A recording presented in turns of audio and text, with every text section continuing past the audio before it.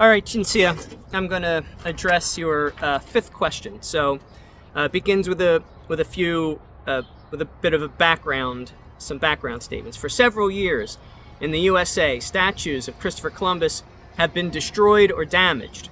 Those who commit these heinous acts, I'm glad you recognize that as heinous, attempt to justify their actions by repeating the accusations of enslavement and extermination, which I think I have very effectively dispatched and dispelled in my previous videos.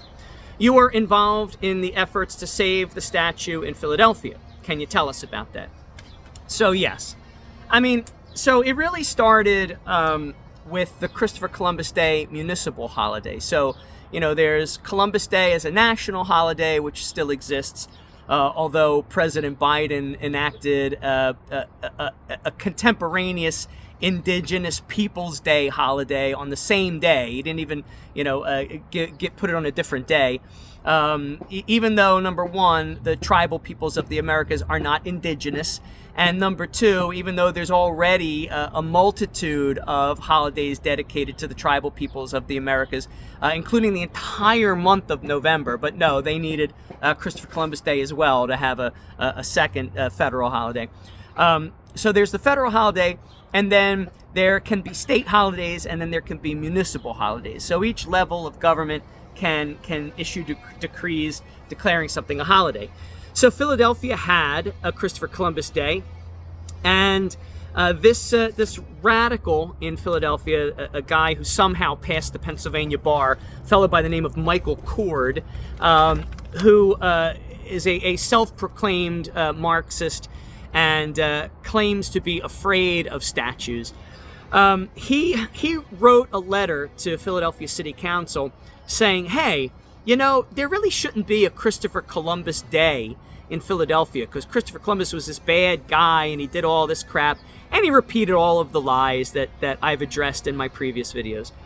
And to City Council's credit, they said, well, we should really look into this. So they contacted a friend of mine, a fellow by the name of Mike DePilla, who is an historian, and he also happens to be a member of the 1492 Society, the society that puts together the Christopher Columbus Parade in Philadelphia every year. They really contacted the 1492 Society, and they said, hey, do you guys have an historian who can answer to these accusations that this Michael Cord character writes in this letter saying we should cancel Columbus Day? And they did have an historian in their ranks. It was Mike DePilla, but Mike's specialty is not Christopher Columbus. His specialty is rather how the founding fathers of the United States modeled the government and the infrastructure and everything about the United States on the Roman Republic. So this really wasn't his field. But Mike said, but I have a friend, Rob Petrone, who knows a thing or two about this, and he put City Council in touch with me. And I did the research for City Council. I had really kind of already done a little bit of the research. It harkened back to my days when I was an attorney, a young attorney, just recently, having passed the New York bar. And I was living in New York City, and I saw on the New York City subway this rag. It might have been the Village Voice or something like that. And I picked it up because I had nothing to read. I had a long subway trip ahead of me. And in there was this article about Christopher Columbus, the genocide heir, rape and murder and all this. And I was like, what? What is this nonsense? And I read it. And, my first instinct was like, well, I guess all that could be true. I don't know why we would celebrate somebody like that every year, but was the Middle Ages? People were primitive. I guess it's possible. And I really didn't think much more about it. I wasn't really all that invested in it to begin with. I just kind of shrugged and tossed the magazine back on the seat beside me and got off at my stop and didn't really think about it again. But then I found myself in a used bookstore in the Village down in Lower Manhattan sometime later. And I was just browsing, and I'm kind of I like history, and I was in the history section, and I saw for like $1 on the shelf this book by Bartolomé de las Casas, somebody I'd never heard of before, called The History of the Indies. And I thought, and I picked that up, and I read the back cover, and turned out this was going to be like a 3-volume book compressed into one about the settlement of the Indies, the discovery of the San Salvador and the surrounding islands by Christopher Columbus, and the subsequent settlement by the Spanish. And I thought, oh, well, it's only like $2. Maybe I should buy this book and read it. It might shed some light on that ridiculous article I read some time ago. So I did. I bought it. I read it. And not only did it debunk everything that magazine article said, it turns out that the historical truth is the exact opposite of everything the article said. Now, this is something that I often say. I've alluded to it in previous videos. I say there are two types of lies. There's the type of lie that says something that's untrue, and then there's the type of lie that goes even further and says the opposite of what is true. So, that's what I found this magazine article to be, the opposite of what was written in the History of the Indies by Bartolomé de las Casas. So I put the book, I read it cover to cover, and then I put the book on my shelf, and I never really thought about it again. I guess, I thought to myself, that settles that. The magazine article is a load of crap. So flash forward a decade and a half or whatever, and Mike DePilla says to City Council, let me put you in touch with Rob Petrone. He knows the true story. So by this time, 15, 20 years later, whatever it was, I no longer had my copy of History of the Indies. I don't know what I did with it or what. I'm going to pause until that buzzsaw stops. So, as I was saying, he put me in touch with City Council, and I no longer had my copy of History of the Indies. So I said to the councilman I was working with, Mark Squilla, I said to Councilman Squilla, I'm going to need the primary historical sources. So first, let's start off with Historia de las Indias by Bartolomé de las Casas. I read it in English, but I also want the original in Spanish so that nothing gets lost in translation. I happen to speak Spanish and Italian. So he bought me that, and I, at my own expense, I bought some of the other primary historical sources, and I got to work, and I presented reports to City Council, and I like to think that Christopher Columbus Day stayed on the books for a couple more years because of my research. And then the controversy sort of faded, and then sometime later, the Marxist riots of 2020 happened after George Floyd died of the fentanyl overdose. And then that's when everybody was tearing down these Columbus statues. The one thing has nothing to do with the other. But through some circuitous twists of logic, they said that it was somehow relevant.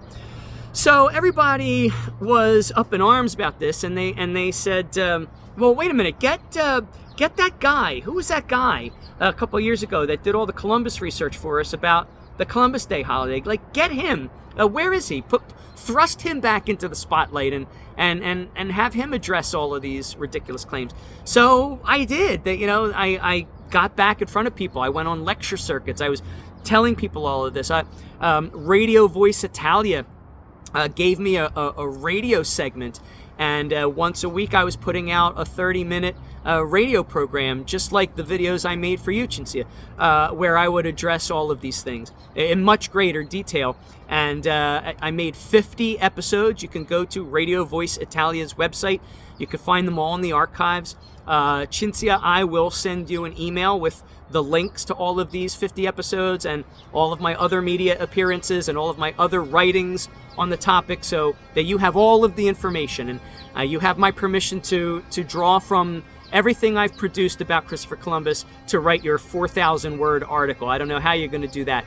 And I got to tell you, I think that's bad.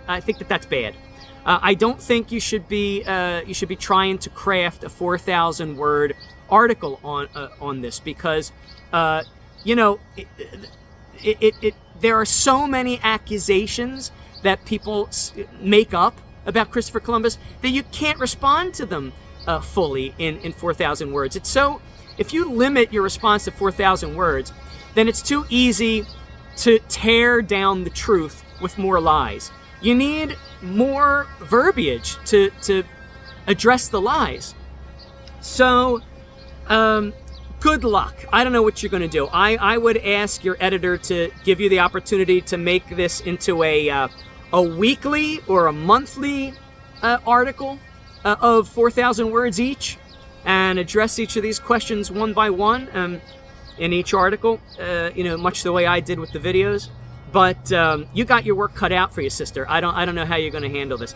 And that's one of the reasons why I wanted to do it in this format, because if you don't succeed in capturing the truth succinctly in your 4,000 word article, at the very least, you can, in an act of journalistic integrity, link your readers to my videos, and then they can hear the full story. They can hear everything, and they're not limited to 4,000 words by your editor. I recommend doing that. If it's going to be a print article, print out the URLs in your article every time you address one of these questions. If it's going to be an online article, link to my YouTube page. You have my permission so that people can hear for themselves the truth. And they'd probably rather listen to a talking head on a YouTube video than read a long article. People don't like to read anymore. They've become lazy and intellectually dull. So, maybe this will serve better than a written article. But in any event, that's what I did. I went back on the lecture circuit. I started writing. I started talking. I started telling people, making appearances here and there. And so fine, but this actually happened years before. Everything left of center starts in California. That's why they call it the left coast. Years before the Marxists were trying to tear down Christopher Columbus statues in the rest of the country, they set off their pilot program in California. And so the Italian-American community in San Jose had to deal with this years before the 2020 Marxist riots. And so I was put in touch with a fellow who was an Italian-American community leader in San Jose at the time of those attempts to tear down the San Jose Christopher Columbus statue. And I spoke to him. We corresponded over email.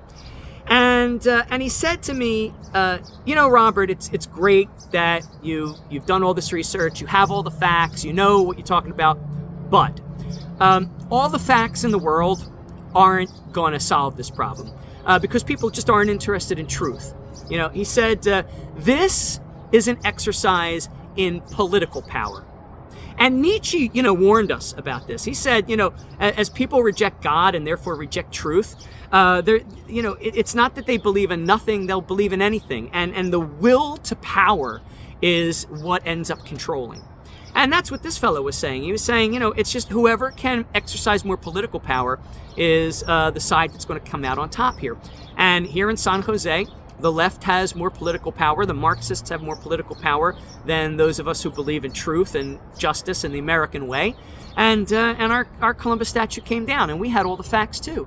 So what you really need to do, Robert, is you need to mobilize the Italian American community politically. And I'm no political leader, although the judge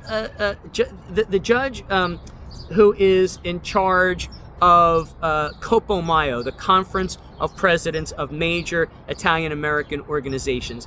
He managed to mobilize Italian-American organizations all over the country. Basil Russo is his name. He's actually the father of the Russo brothers, who are famous Hollywood directors. They made like Marvel movies and whatever. Judge Basil Russo, they didn't make a movie about Christopher Columbus, which they really should. And by the way, I'm available to write the screenplay, Russo brothers, if you're interested. We can make a fortune. I've got a great script, so get in touch with me. But anyway, Basil Russo did the political organizing, but it was really George Bocchetto, a prominent attorney in Philadelphia, a real Philadelphia lawyer in the old, sense where that term actually meant something good. And he actually filed a lawsuit, and it was really George Bocchetto's lawsuit that saved the statue, because that statue was going to be torn down. The mayor at the time, Mayor Kenny, he was, he, under the cloak of night, he sent contractors to the statue to tear it down, and thankfully the folks in the neighborhood prevented it bodily. I mean, they bodily interposed themselves between the work crews and the statue, so it didn't come down, but it would have. had the people not mobilized, and the city continued to try to take it down. But George Bocchetto, he filed a lawsuit on behalf of the 1492 Society, and other organizations like Copo Mayo joined the lawsuit. And, so there were a number of plaintiffs suing the city to keep that statue up.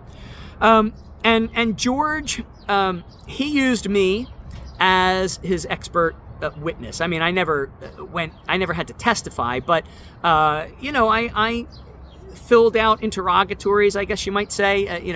George had given me questions to answer, much like you did, and I answered them for George in writing, and he used that information in his petitions, and he quoted me, and he cited me, and everything. And I also wrote letters to the mayor. I wrote letters to the art commission. I wrote letters, explaining that all of these accusations they're just nonsense. They're not rooted in any historical fact. But my letters were ignored by the city. It was really George's legal wranglings. George got the judge to say, no, you can't tear it down. And the city still wanted to appeal and fight it, but we won in the end, thanks to the legal system. So, my part in all of that, I did a lot of talking and explaining and teaching, but as that fellow in San Jose said, that really wasn't what was going to win the day. It was going to be the political maneuvering, and actually in our case it was more the legal maneuvering by George Bocchetto. So George Bocchetto is the real hero, not me. And that was it. I guess that answers the question of what my efforts were to save the statue in Philadelphia. Those were my efforts. All right, and I'll do one more video for you to answer your last question, and then I guess we're done. So I hope these videos have been edifying so far, and I'll see you in the last video.